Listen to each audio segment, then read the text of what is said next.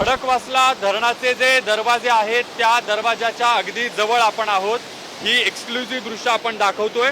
विसर्ग सुरू केल्यानंतर हा एक असा भला मोठा एक दरवाजा असे 11 दरवाजे खडकवासला धरणाचे उघडण्यात आलेले आहेत आणि तिथून पाण्याचा विसर्ग सध्या सुरू आहे।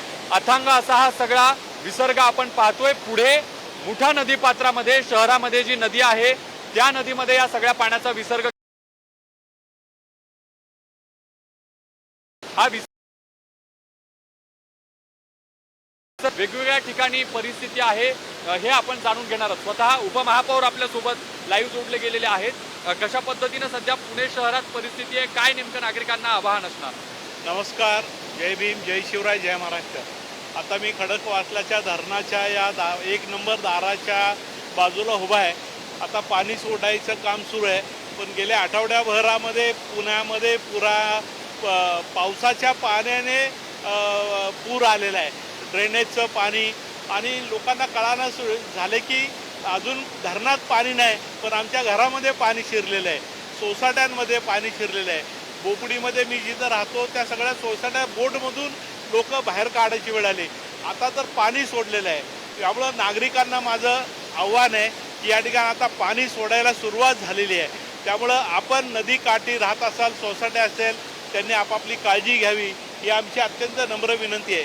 पुणे महानगरपालिकेच्या वतीने सगळ्या व्यवस्था या ठिकाणी आम्ही सगळे मिळून करत आहोत, परंतु अनेक दिवस झाले एक दिवसाआड पाणी पुणेकरांना मिळत होतं, पण आज खडकवासला धरण भरलेलं आहे। वरती अजून धरणं भरली नाहीत, परंतु खडकवासला धरण भरलेलं आहे। त्यामुळं पावसाच्या पाण्याने ज्या पद्धतीने पाऊस पडला आहे त्यामुळं पुणे शहर आणि पुणे जिल्ह्यामध्ये सगळीकडं घराघरामध्ये पाणी पावसाचं घुसलेलं आहे।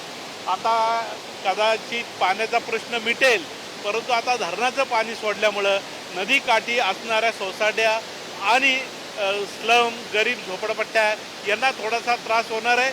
सगळ्यांनी काळजी घ्यावी। प्रशासनाकडून कशा पद्धतीने या सगळ्या परिस्थितीमध्ये मदत कार्य राबवलं जाणार आहे? प्रशासन, महानगरपालिकेकडून कशा पद्धतीने लोकांना तुम्ही आश्वस्त कराल? या ठिकाणी आमची कालच आदरणीय मुरली अण्णा मोहोळ यांच्या अध्यक्षतेखाली बैठक झालेली आहे। सगळे वॉर्ड ऑफिस अलर्ट केलेले आहेत, अग्निशामक दलाला अलर्ट केलेलं आहे। परत सगळे आमचं महापालिकेचे सगळे खाते, सगळे अधिकारी या ठिकाणी अलर्ट झालेले आहेत। प्रत्येकाला सूचना देण्यात आलेल्या आहेत, तर या ठिकाणी सर्वांनी अलर्ट राहावं। महापालिका सक्षम आहे, या ठिकाणी अधिकारी त्या ठिकाणी काम करत आहे। तर पुणे महापालिकेचे सर्व अधिकारी आज फील्डवर काम करत आहे, गेल्या आठवड्याभर हे फील्डवर काम करतात। बरोबर, आपण बघतोय की महापौर देखील या ठिकाणी आलेले आहेत। ओटी भरण्याचा जो कार्यक्रम आहे तो या ठिकाणी अगदी थोड्या वेळामध्ये केला जाणार आहे, त्याची सगळी आपण ही दृश्य बघणार आहोत। आपण बघितलं असेल तर प्रशासनाकडून सगळं मदत कार्य जे आहे ते राबवलं जात आहे। योग्य खबरदारी सगळी प्रशासनाकडून घेतली जाते। आपण या सगळ्या परिस्थितीत प्रशासन नेमकं कशी मदत करणार आहे हे जाणून घेण्याचा आपला खरं म्हणजे प्रयत्न आहे। स्वतः महापौर या ठिकाणी आल्यात, तुम्ही आम्ही बघतोय की रात्रीपासून फील्डवर आहात, आत्ताही तुम्ही इथे फील्डवर आलात। कशा पद्धतीनं शहरातली एकूण परिस्थिती आहे, नागरिकांना काय आश्वस्त करा? नाही, आता खडकवासला धरण पूर्ण भरल्यामुळे 27,000 क्युसेकनी पाणी सोडलेलं आहे। त्याच्यामुळे नदीपात्रालगतच्या काही भागांमध्ये पाणी शिरायला सुरुवात झाली। मी पहाटेपासून आम्ही सगळी यंत्रणा घेऊन त्या ठिकाणी सगळे सज्ज होतो आणि नागरिकांना मी आवाहन केले की आपणही सतर्क राहा। पाऊस पाण्यामुळे काही ठिकाणी दुर्घटना घडू शकतात, आवश्यकता नसेल तर घरातनं बाहेर पडायची नाही, असं सगळ्यांना मी आवाहन केलेलं आहे। काही ठिकाणी सोसायट्यांमध्ये देखील पाणी शिरले तर कसं मदत कार्य त्या ठिकाणी राबवलं जातं?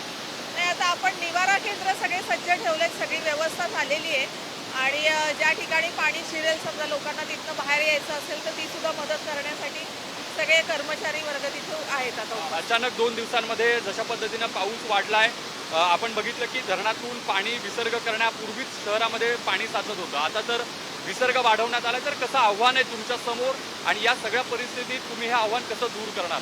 हो, आव्हान नक्कीच आहे। इतके दिवस वाटत होतं की एल निनोमुळे पाऊस पडणार नाही किंवा कमी पडेल, पण अचानक खूप पाऊस आलेला आहे, धरण भरलंय। खरं पाऊस आणि पाण्याची आवश्यकता होती, कारण आपल्याकडे पाणी कपातीला आपल्याला सगळ्यांना सामोरं जावं लागत होतं। वारीच्या निमित्तानं थेट वारकरी आता शहरामध्ये आले, देहू आळंदीत जाऊ नका असं मुख्यमंत्र्यांनी आवाहन केलं होतं. तर त्या पार्श्वभूमीवर कशा पद्धतीनं तयारी केलेली आहे, आज दिवसभर उद्या कसं नियोजन असणार आहे त्याबद्दल? सगळीकडे त्यांच्या ठरलेल्या ठिकाणी ज्या शाळा असतात जिथे दिंड्या उतरतात त्या आम्ही 2 दिवस आधीच सगळ्यांना खुल्या करून दिल्या.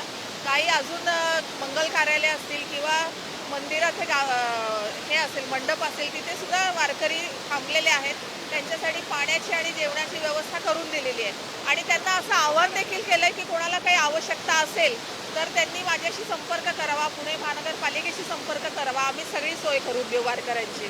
धन्यवाद पुढारीशी बातचीत केल्याबद्दल. तर आपण बघतोय की उपमहापौर, महापौर हे सगळे या सगळ्या प्राप्त परिस्थितीमध्ये एकूण लोकांची, नागरिकांची खबरदारी घेण्याच्या निमित्तानं फील्डवर आपल्याला पाहायला मिळतात.